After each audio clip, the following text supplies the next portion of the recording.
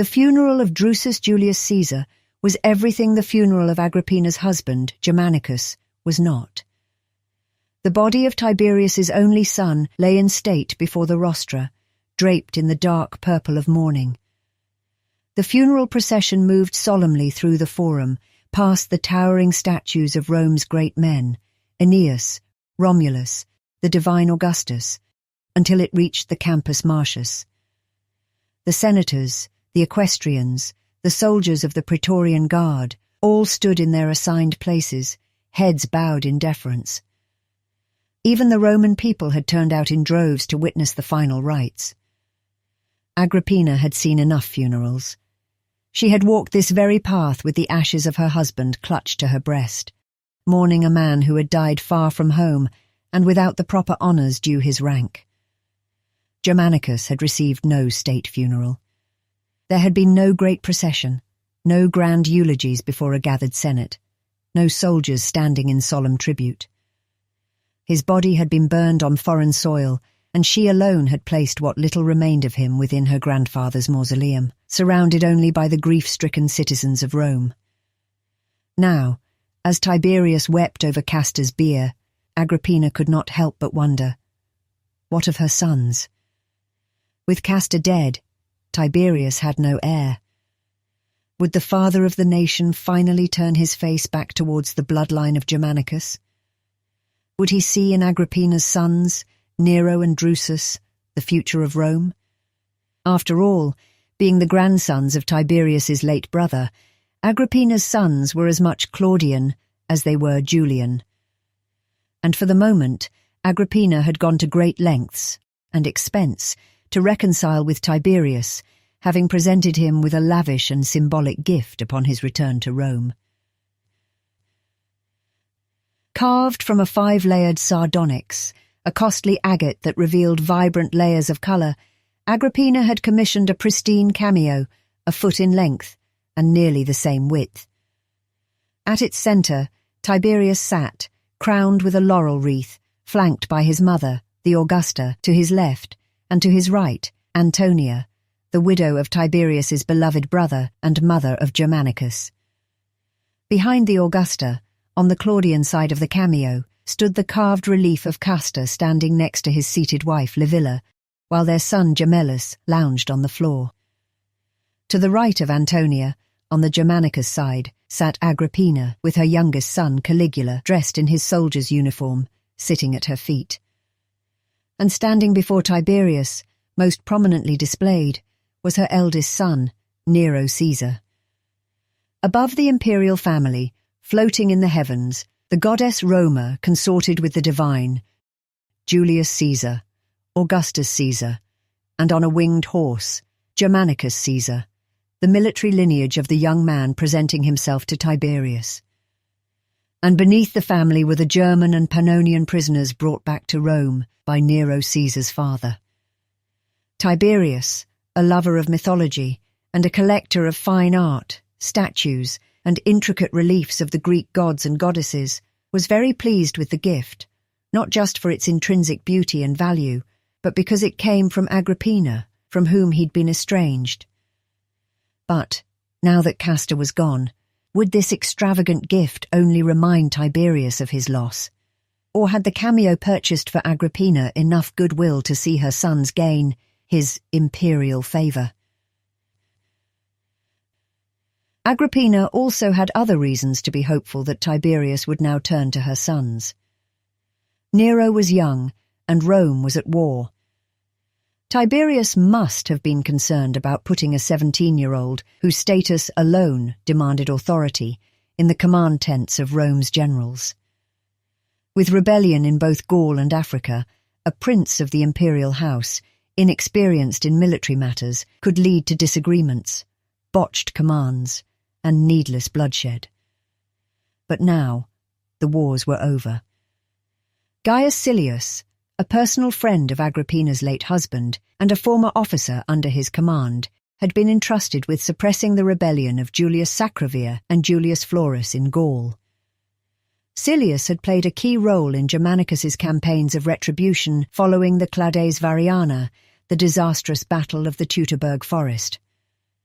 During Germanicus's invasion of the Chatys lands and the burning of the grove of Tanfana, Silius had helped coordinate the assault, earning him an honorary place in Germanicus's triumph, and later an appointment by Tiberius as governor of Upper Germania, with tax oversight of Gaul.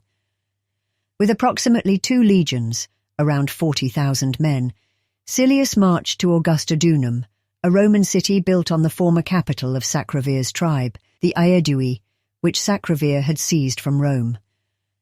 After Julius Flores was killed in battle by the forces of another tribal leader who remained loyal to Rome, Sacrovir was left to carry on the rebellion, alone. Rallying a force of approximately 50,000 rebels, Sacrovir continued his resistance against Rome's bureaucrats, who enforced heavy taxation, suppressed the Druidic religion, and ruthlessly upheld Tiberius's prohibition on human sacrifice. But roughly 12 miles outside of Augustodunum, Silius and his legions crushed the Gallic rebel forces. Sacrovir fled into the city, but was soon found and executed, bringing an end to Gaul's rebellion. And in Africa, the Berber rebellion led by Tacfarinas also reached its conclusion. Quintus Junius Blasus, uncle of the Praetorian prefect Sejanus, was installed as the new governor. With the 9th Hispania Legion, which Tiberius had redirected from Pannonia, Blasus took command and immediately issued a proclamation. A general pardon would be granted to any and all who, weary from almost a decade of war, chose to surrender. This pardon, however, did not extend to Tacfarinas himself, who was to be captured or killed, at all costs.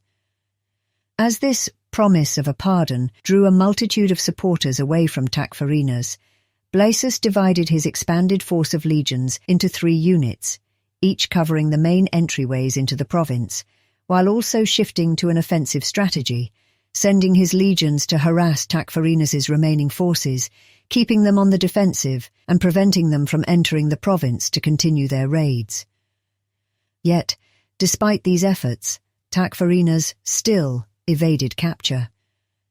Following the return of the 9th Hispania to Pannonia and Blasus's return to Rome, where Tiberius awarded him the title Imperator and granted him the honour of a triumph, Tacfarinas struck again. Having recruited a new army of Mari tribesmen and Libyphoenician poor, Tacfarinas now presented himself as a military leader who would liberate Numidia from Rome altogether. With renewed strength, he laid siege to the Roman stronghold of Thubursicum. But the Numidians could not withstand the onslaught of the next Roman governor, Publius Cornelius Dolabella. The grandson of the Dolabella, who had been married to Cicero's daughter, he decisively defeated Tacfarinas's armies, forcing the rebel leader into hiding once more. Eventually, Dolabella uncovered the location of Tacfarinas's refuge. Planning a surprise assault, Dolabella struck at dawn, catching most of the rebels still asleep. As his men were cut down by the Roman legions, Tacfarinas realized that this time he would not escape. In one final act of defiance, Tacfarinas rushed the Romans and deliberately impaled himself on their spears. With Julius Sacrovir, Julius Flores, and Tacfarinas all dead, the wars in Gaul and Numidia were truly over. Now, in the ensuing calm, Tiberius could allow Agrippina's son, Nero, to be trained in the burdens of military leadership without the dangers and uncertainties that war might bring. Soon after the funeral of Castor, Agrippina received word that it was time to prepare her sons, Nero and Drusus, for the ceremony to shed their children's togas and don the togas of adulthood. This moment was a significant one in their lives, marking their transition into manhood. As Agrippina removed the bulla pendants from both boys, childhood charms meant to protect them from the evil eye and other malevolent spirits, Agrippina carefully readied them, her thoughts undoubtedly clouded by the weight of the changes unfolding in her family. At the door, a procession of senators arrived, led by her true ally, Titus Sabinus, that they might show their support for Nero and Drusus by arriving with them as they made their way into the Forum Romanum, Many of these men, who had long remained silent in their support of her sons, now stood proudly beside them, as though they had never abandoned the sons of Germanicus to support Castor. But Agrippina chose not to dwell on it. Holding on to grudges would serve no purpose for her sons. If these men could only support her children when Tiberius gave his blessing, then that was how it must be, at least for now.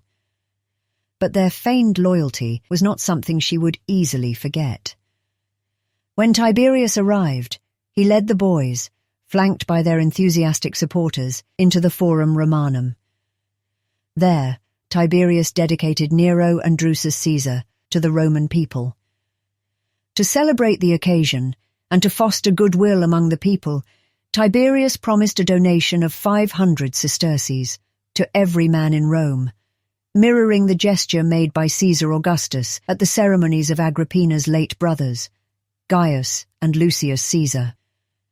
Tiberius then led the boys, their pristine white togas marking their transition to manhood, into the Senate. Before a packed assembly, he formally committed Nero and Drusus to the Senate of Rome, urging the senators to assist them in their training as they began their paths through the cursus honorum.